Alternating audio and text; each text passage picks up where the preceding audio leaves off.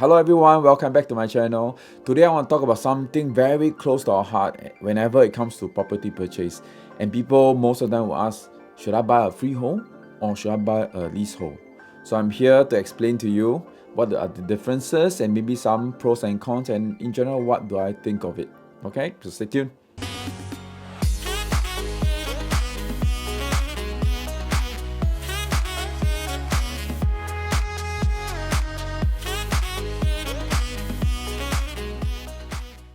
Okay, so what does freehold land means? Freehold land means you own the land forever and it belongs to you. But if there is a requirement by the government to acquire it due to MRT line being built along or part of your property, or a road requirement is needed, then of course the government has the right to enact the acquisition or the state law to acquire this land back, but of course paying you at the market valuation. But for a leasehold land, there is a tenure tied to the land itself. So usually in Singapore's private residential property is 99 years or 999 or 999 years. So which means to say that at the end of this 99 years, you do not own the land. You are basically just paying a price to have a right to sit on that land. So after 99 years, theoretically speaking, this land goes back to the landowner, and in most cases it belongs to the government. So after 99 years, yes, there is a distinct possibility that this piece of land will be returned and you have no right to that land at all. Okay, so that is the difference between freehold and leasehold. Freehold, you own it forever. Leasehold, it goes down to zero value at the end of 99 years. Okay, but let's talk about it later. So let's talk about the advantages and disadvantages. Okay, you basically own the land perpetually.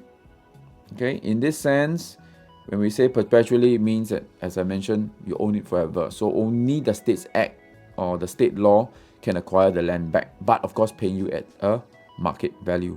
And a leasehold is tied to a tenure.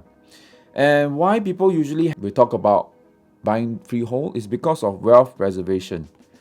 Wealth preservation generally means that since if you own the land, right, you can technically hand over your invested amount of money in this land to your generations or your descendants as we go along, right? So that is the key consideration that people will go when they buy freehold land. But for leasehold, generally it stays flat or it kind of like depreciates in over time. Okay, when we say depreciates, it's actually not really depreciating, it's appreciating much slower over time. But of course, after the 30 or 40 years mark, the property gets older, right? And people usually have a sense of depreciation over that property after a certain period, and that usually happens for leasehold property. So that is one of the disadvantage that people have the impression that, of course, maybe getting to 40 years or 50 years is halfway to the end of the 99 years, which could technically be zero. So this is one of the disadvantages of leasehold. So, but for freehold, you get to preserve the wealth all the way, depending on if there's any requirement to take back that land. Okay. So another part we want to talk about is freehold properties. Even though they have the advantage, they are not usually close to any transportation hubs. If you look closely, most of the properties around MRT stations or even on top of MRT stations or integrated developments, I could say maybe 99% are all leasehold properties, if you notice, because freehold properties are owning the land forever, so they cannot possibly put that MRT along that line, and if they want to do anything to that land, they can't just easily manipulate, in a way. So leasehold properties usually have that advantage of being close to MRT or transportation hubs. And on to that point, we have also talking about amenities. Usually freehold properties will not be connected so much to amenities.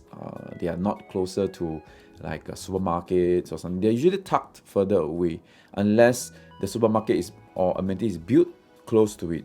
So for leasehold properties, usually they're very close. Sometimes they even have malls very nearby, or as I mentioned earlier, the condo is built on top of the mall itself, even the integrated bus station or MRT. So these are the advantages of having a leasehold property. For example, like Paya Lebar Square or Park Place Residences. In fact, Park Place sits right on top of PLQ Mall, and below it Park is a Paya Lebar MRT Circle Line and the East-West Line, which is just like a 1-minute cross away. So you can see the convenience of such leasehold properties. And of course, we talk about price. Usually, okay, just a very loose figure, freehold properties are around 10 to 15% more expensive than leasehold properties. That's obvious because you buy something that is freehold, so you own the land. So of course there's a premium price of it. And for a leasehold property, it's usually, as I mentioned, 10 to 15% cheaper. But of course, this also leads to the next topic about rental yield. So for example, if you buy a $1.2 million freehold property versus a $1 million leasehold property, and both attain the same rental, so which will get you a better rental yield? Obviously, it will be the leasehold property. You'll get a better rental yield because your outlay in front is lower. You only pay 1 million instead of 1.2, right, for that. And of course, when you want to rent out a leasehold property, generally is much easier compared to a freehold, because freehold property were tucked away, further away from the amenities or the transportation hub. And as I mentioned before, like Park Place Residences, the condo itself is already integrated with the mall, the restaurants, amenities, the MRT station. So tenants or even homeowners or homestayers generally will like that convenience. So they usually are in better demand, and of course it makes it easier to rent out compared to freehold units, which may be tucked further away. So I think the key question now will be, what options then do you have as a leasehold owner when it gets further down and it gets closer to the 99 years limit? So number one, we have lease top up.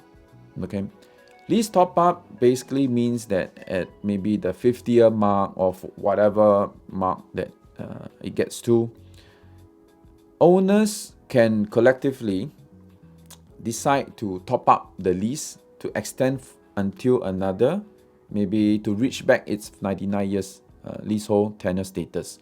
So usually this can be worked out beforehand, but all owners have to agree, or at least a certain percentage have to agree on that. But what usually happens is it's tougher because you need a lot more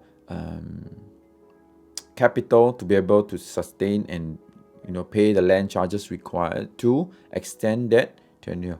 But most of the time when we get to that point, collective sale is a more likely, or en bloc is a more likely approach, which collective sales basically means that a developer comes in, agrees to buy the entire development, okay, from the homeowners, and with that they will extend the lease of the tenure and then resell it again.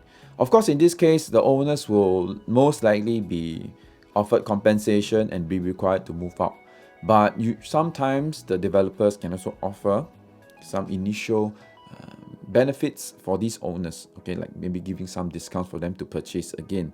So these are the differences. For a lease top up, you can still stay and you can still top up the lease back to another 99 years, or do a collective sale to let developers come in, redevelop, and maybe get some form of compensation.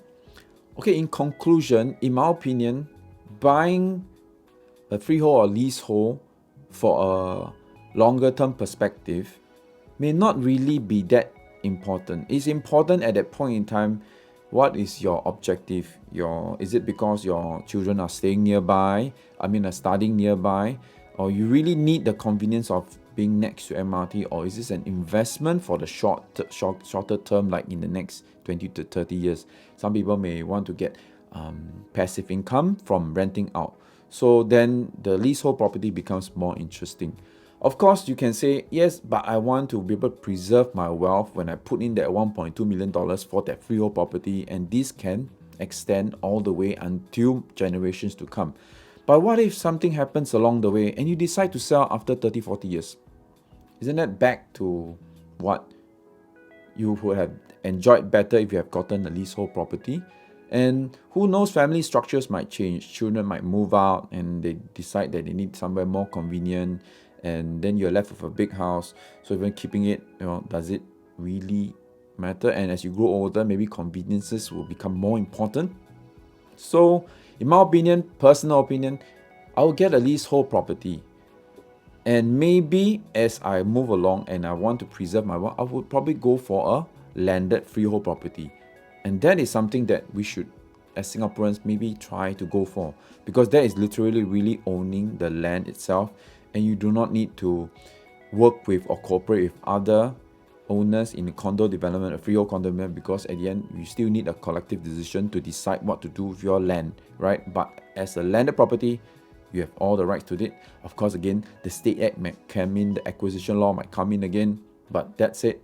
That is something that is most precious, which is owning a land in freehold term. So I hope this little video helps to explain a little on freehold versus leasehold. Ultimately, the decision lies with you. You see what you are financially in that condition at that point in time and decide what you can plan for. Okay? And thank you for watching this video.